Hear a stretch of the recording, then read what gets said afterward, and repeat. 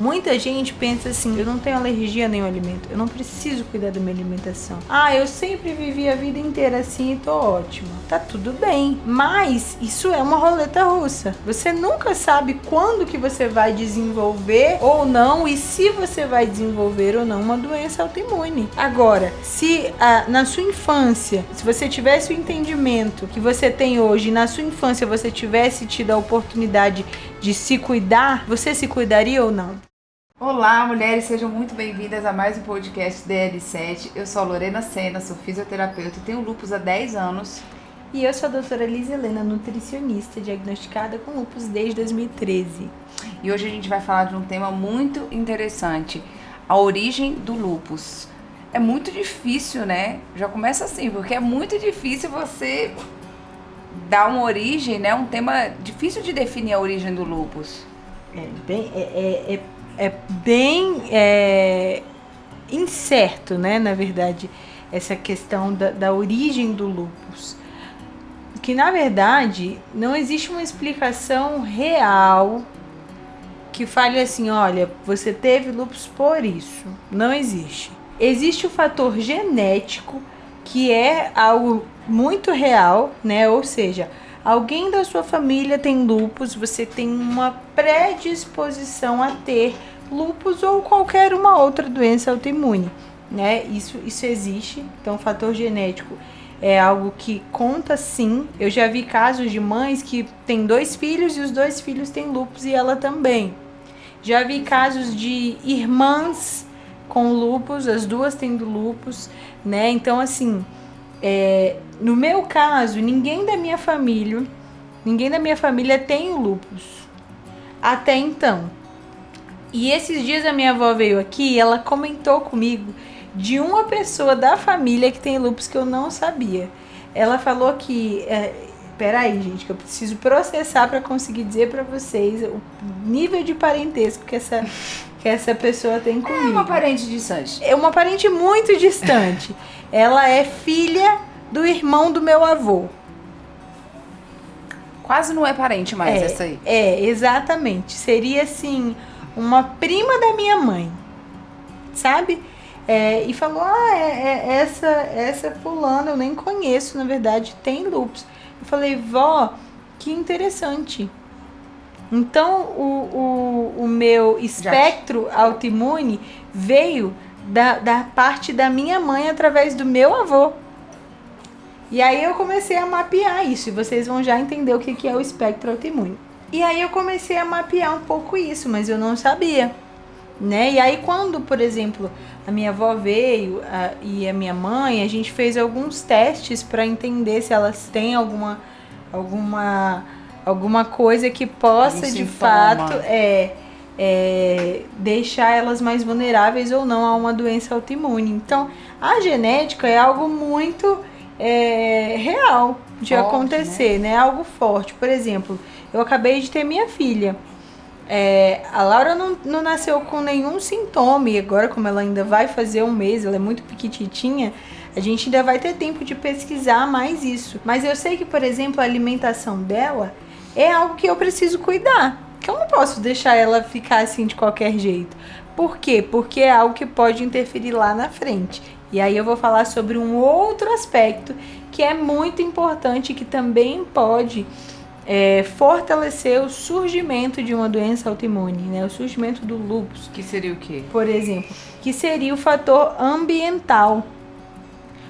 Dentro do fator ambiental existem várias coisas. Por exemplo, o nascimento de uma criança, né? Como é que foi esse nascimento? Esse nascimento foi de um parto normal, de uma cesariana.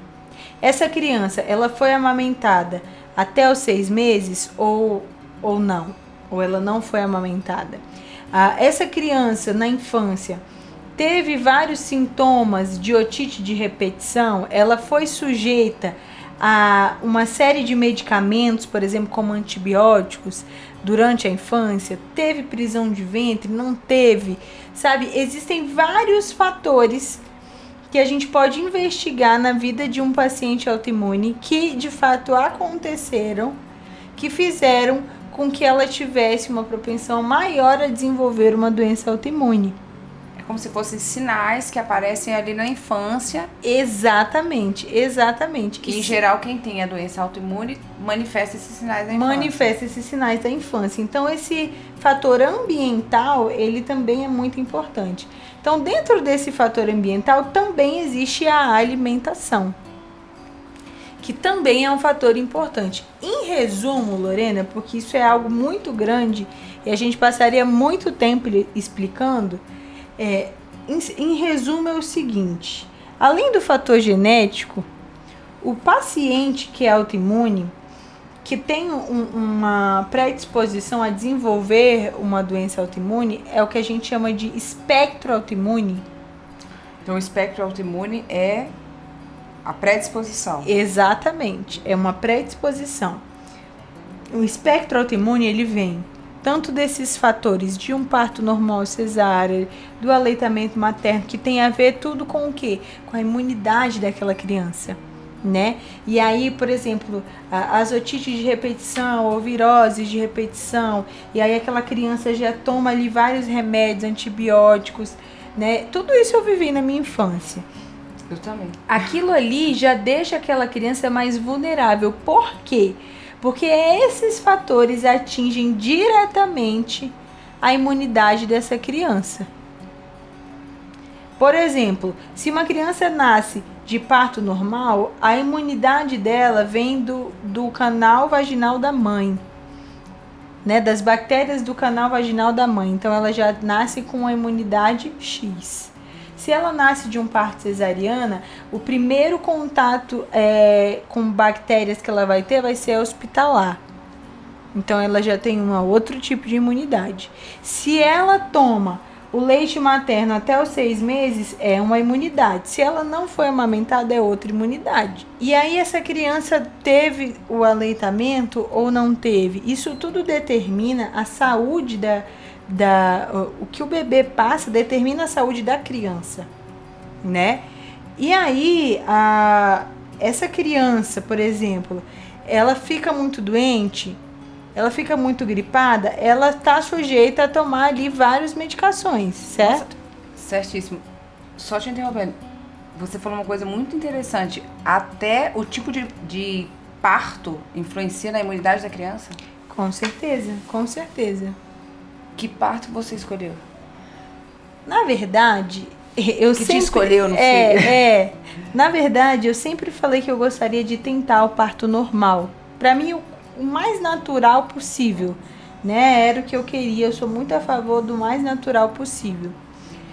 Só que eu sei que cada mulher tem um corpo e eu não sabia como seria o meu processo nisso tudo, né? Então, eu sempre falei, olha, eu quero tentar o parto normal. Se porventura tiver que ser uma cesariana, tá tudo bem, o que importa é eu ter minha filha, né? Aliás, hoje em dia já existem médicos que têm esse entendimento que quando a mãe faz uma cesariana, eles passam um cotonetezinho ali no canal vaginal da mãe e põem na boca do bebê logo que ela nasce, para que ela tenha essa imunidade do canal vaginal da mãe.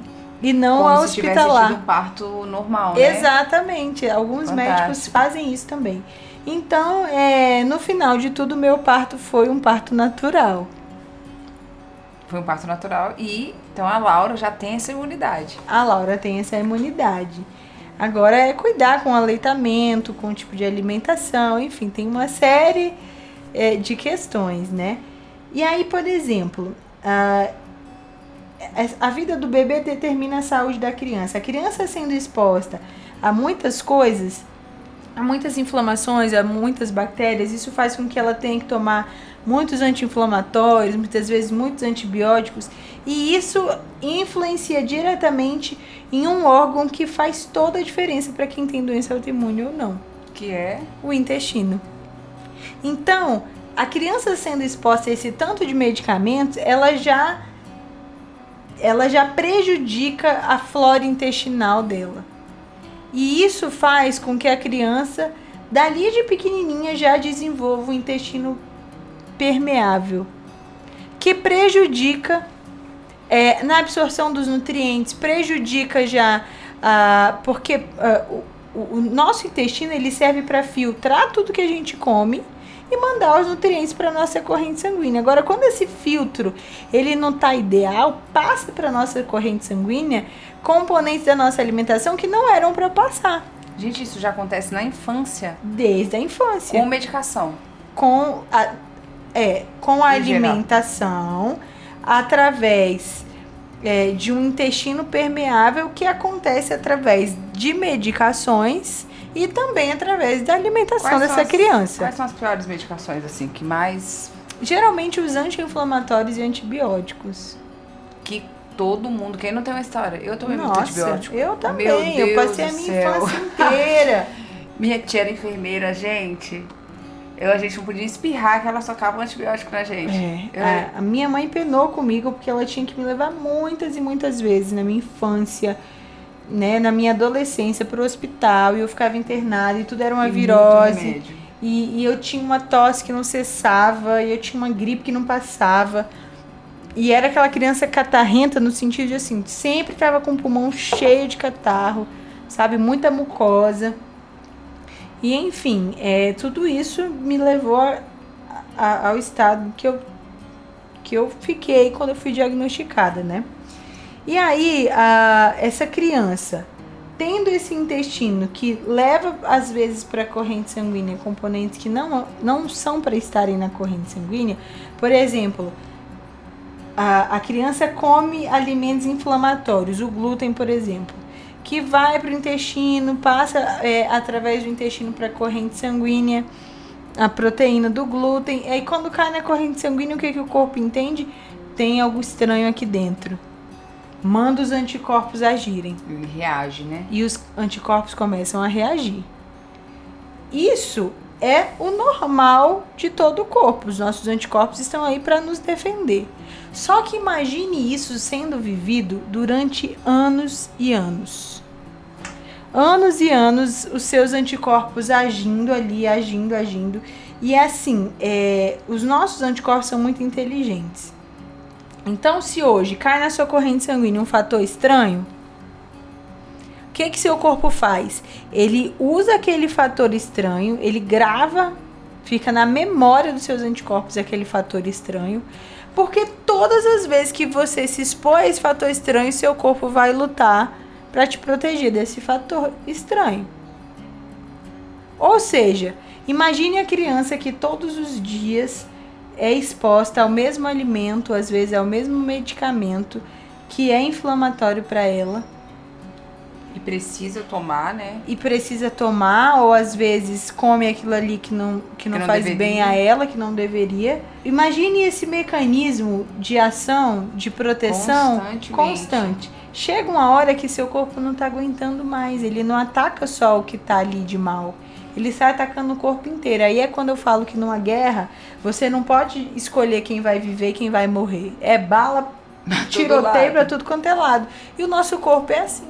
Aí o seu corpo começa a atacar os seus rins, aí você tem uma nefrite lúpica e, nossa, agora eu descobri que eu tenho lúpus. Aí o seu corpo começa a atacar o seu pulmão, articulações. E antes disso, o seu corpo já estava agindo. Você já tinha um espectro autoimune que você não sabia. Porque quando você estava cansado ou você estava fadigada, você ia no hospital, no médico, fazia um hemograma e ele falava, seu hemograma tá ótimo. Tá tudo bem, você não tem nada, vai descansar. E você não ligava para esses sintomas. Porque o nosso corpo é muito inteligente, ele começa a nos dar sinais pequenos. Quando chega na hora de você ter a queda de cabelo, como por exemplo eu tive, ou dos seus rins estarem atingidos, do diagnóstico, é porque você já viveu muitos anos sobrecarregando o seu sistema imunológico. E aí algumas pessoas me perguntam, dá para evitar ter lúpus? A gente nunca vai saber, por isso que a gente precisa se cuidar sempre. Eu, por exemplo, sei que a minha filha nasceu com espectro autoimune. Por quê? Porque o bebê, ele pega parte da microbiota intestinal da mãe para ter o intestininho dele. Ou seja, ela já herdou a minha microbiota intestinal por herança, que é fragilizada. Eu vou encher a minha filha de alimentos inflamatórios, que eu sei que podem ali acelerar um processo? Não vou. Então, a gente precisa... Agora, esse entendimento eu tenho hoje. Muitas mães não têm. Há anos atrás, a minha mãe não tinha, os médicos não tinham. Ninguém tinha. Então, assim, é uma das coisas que podem contribuir, sim, para o aparecimento do lúpus. Então, o fator que interfere muito é o fator genético, o fator ambiental, né, com a história clínica da criança, a história de vida dela, desde o nascimento até a vida adulta, ou até mesmo na infância, até o diagnóstico dela, né? E também a alimentação, né? Então, assim... nós estamos expostos a muitos fatores que contribuem para o surgimento de uma doença autoimune. Mas não necessariamente essa criança que teve, né, por exemplo, a criança nasceu, parte cesárea, é uma criança que tem ali, que ela demonstra que tem uma microbiota, um intestino fraco, ali é vulnerável, né?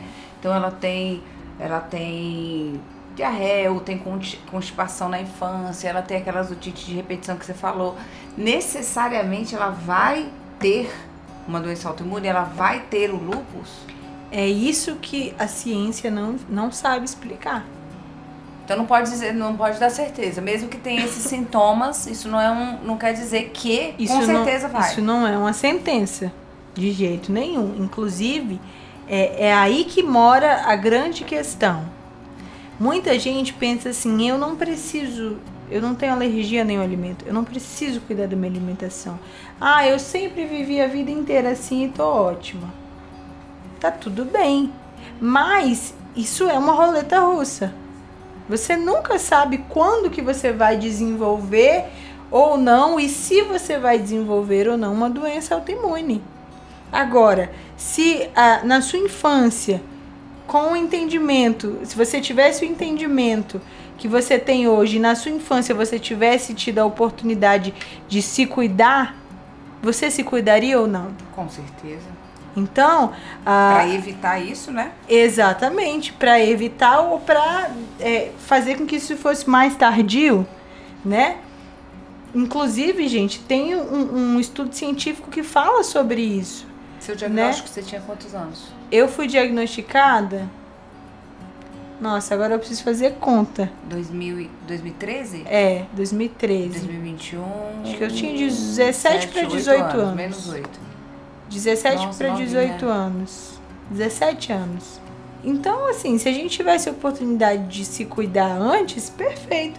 Existe um estudo científico que fala sobre isso. Foi estudado, né? A alimentação, o espectro autoimune de militares e 7 anos antes deles serem diagnosticados, alguns 7 anos depois receberam o diagnóstico de lúpus, mas 7 anos antes no estudo mostra que eles já tinham um espectro autoimune. Ou seja... que foi desenvolvido, que foi fortalecido. Ou seja, a gente não nasce fazendo um mapeamento dos nossos anticorpos. Porque se a gente fizer, a gente vai saber exatamente se a gente tem predisposição a desenvolver um problema na tireoide, se a gente tem predisposição a desenvolver o lúpus ou outras doenças autoimunes. Mas que médico que no seu exame de rotina fica passando anticorpo? Exame biomarcador de anticorpos para vocês. E nem faz, né? Não faz. Então, assim... isso é muito real. E aí falar, surgiu do nada. Não é do nada. O seu corpo, ele já está te dando vários sinais há muito tempo que eram... Nada do nada. Que eram imperceptíveis e você não sabia. Que eram sinais. Que eram sinais reais. Então, assim, não dá para afirmar que uma criança que, né, como você falou nesse perfil, vai ter uma doença autoimune, mas... que ela pode ou não ter uma predisposição. E aí é onde a gente precisa trabalhar com a prevenção. Porque a maioria das pessoas, elas preferem trabalhar com a doença. Eu vou retirar isso, eu vou mudar meu estilo de vida porque agora eu tenho uma doença. E antes disso, eu não tenho nada, então eu vou viver a vida... loucamente, né? Então, quando a gente trabalha com a prevenção, é muito mais fácil. Mulheres, esse foi mais um podcast da L7. Eu espero que vocês tenham gostado. Eu sou a Lorena Sena. E eu sou a doutora Elisa Helena, nutricionista. Esse é o podcast que te ensina que é possível dominar o lúpus em até 7 semanas. Continue me acompanhando nos meus conteúdos, me siga nas minhas redes sociais e nós vamos vencer juntas.